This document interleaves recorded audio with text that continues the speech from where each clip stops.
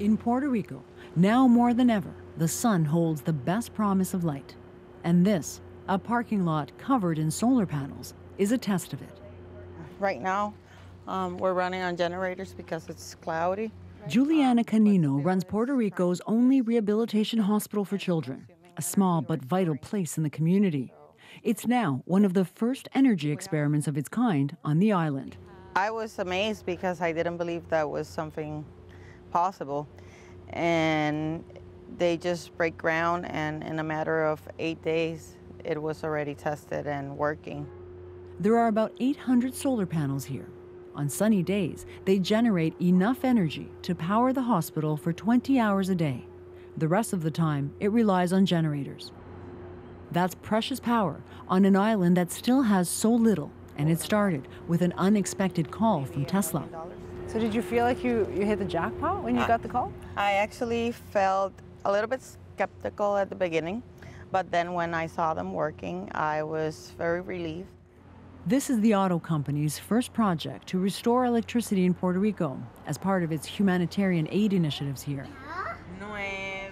And no question, the optics are good. The hospital is basically a medical orphanage. The kids here are under children's aid and will likely grow up here. It was a very special moment that Tesla chose us for this. Dr. Elizabeth Pagan is the medical director. We have patients with many critical, chronic, severe conditions. We have patients that have respiratory conditions that need frequent respiratory therapies. We have patients that need ventilatory support for sleep during the night. We have patients with cardiac conditions that need an adequate temperature for them to feel good. So it's critical to have the power. It's critical. The hospital is also a resource for the larger community. More than 3,000 children from around the island come for services like speech and occupational therapy. The need is huge. So is the appeal for energy the hospital can count on. We experienced that firsthand on our visit. Is this common?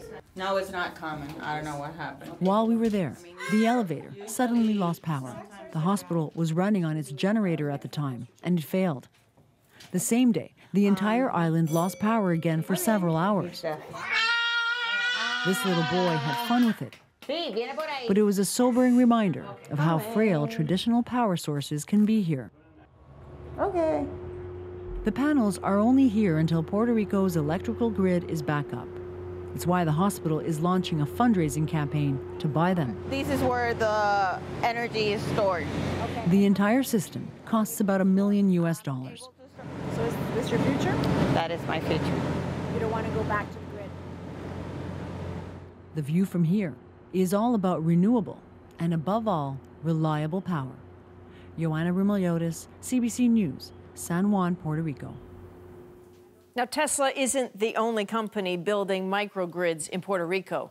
The German company Sonnen donated 15 microgrid systems and has at least one up and running. Predictably, all this corporate generosity is generating a lot of buzz, but microgrids may not be a long-term solution for Puerto Rico. To reach its 3.5 million people, you would need tens of thousands of systems like the one at San Juan Children's Hospital, and they aren't cheap.